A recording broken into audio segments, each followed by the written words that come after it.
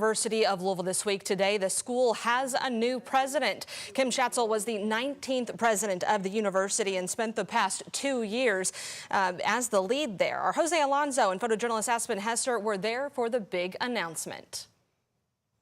Another switch in presidency for the University of Louisville. For just over 2 years, Kim Schatzel held the position before resigning on Wednesday. The chair of the board announced she will be replaced with University Provost T. Jerry Bradley. The goals of Dr. Schatzel changed, our goals changed, and we were very fortunate to have the ability to name Dr. Bradley, who had already been here, so we wouldn't lose any momentum. The provost, now named the 20th president of U of L, took the opportunity to introduce himself. I was born in Ireland, and like many of our students, I'm a first-generation student. Kim Schatzel was not present during the meeting, but before the official announcement of her resignation, we caught up with students and asked them what her presence was like on campus. Well, I'd obviously like to see a lot more interaction with the students and things like that, because I really don't know anything about Kim Schatzel at all. Brendan might have a few more ideas than I do. I don't know too much about her either, but I'd say for a new president, I'd want to see someone that's much more willing to work with the on-campus communities. I told Bradley about student responses and asked if he plans to be different. The responsibilities of a leader is to be very visible, and obviously they're very busy, but they also have a role to be visible and authentic, and I certainly will strive to provide all that time. And I do think it's a responsibility of all our leaders to be out there with our students, because if it wasn't for our students, we wouldn't be here. Even as the last 2 official U of L presidents have not lasted past 3 years, Bradley hopes to turn towards a new chapter of longevity. Jose Alonso, WHAS11 on your side. Now, the new president, Jerry Bradley, has been with the university now for about a decade, and in that time he has hired 8 new deans and launched several new academic programs in his tenure.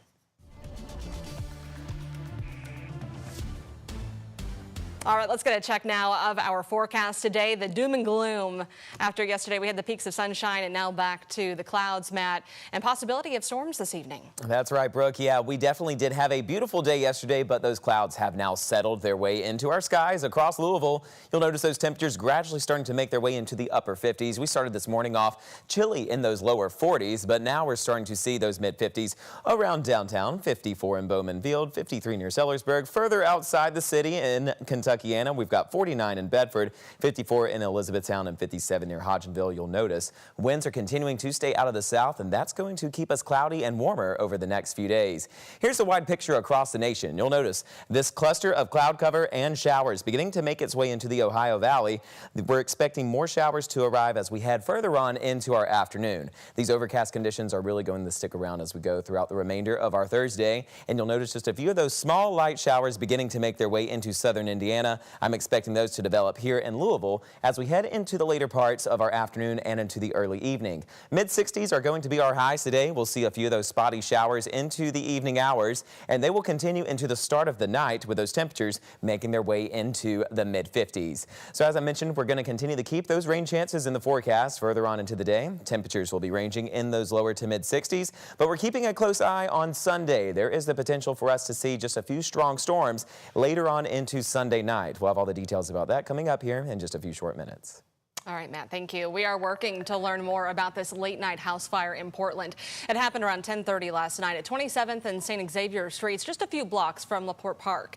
You can see several Louisville fire crews were on scene, and as of now, they have not released details about a possible cause. Well, a Metro police officer was involved in a minor crash last night. Police told us the officer was transporting someone to Metro Corrections around 9 o'clock when their cruiser was rear-ended around Dixie Highway and Gars Lane. We are told the inmate was taken to the hospital with back pain, but there were no other injuries. And we have also learned the woman shot outside of a Wingstop last weekend has died. The coroner identified her as 23-year-old Jade Isaac. The shooting happened early Sunday morning outside of the restaurant on New Cut Road. LMPD said everyone involved in that shooting is accounted for, and they are working with the Commonwealth's attorney's office to decide if charges will be filed. Now to that new development in the Crystal Rogers case. A judge has just approved new DNA testing for hair found in the missing Bardstown mother's car. According to court documents, KSP found the hairs in the 2016 but did not test them, saying it would destroy the hairs. However, Judge Charles Sims has decided they will be tested for the purpose of obtaining a DNA profile. The car was initially towed away as evidence but eventually released back to the family. Crystal disappeared over 4th of July weekend in 2015. Her body has never been found. 3 men are charged in her death: her former boyfriend, Brooks Houck, and father and son duo, Steve and Joseph Lawson. JCPS students who just changed their enrollment this school year due to bus cuts now have the option to re-enroll into their magnet programs for the next school year. This especially impacts those who left Butler, Coleridge Taylor, Johnson, Male, Manual, or Young.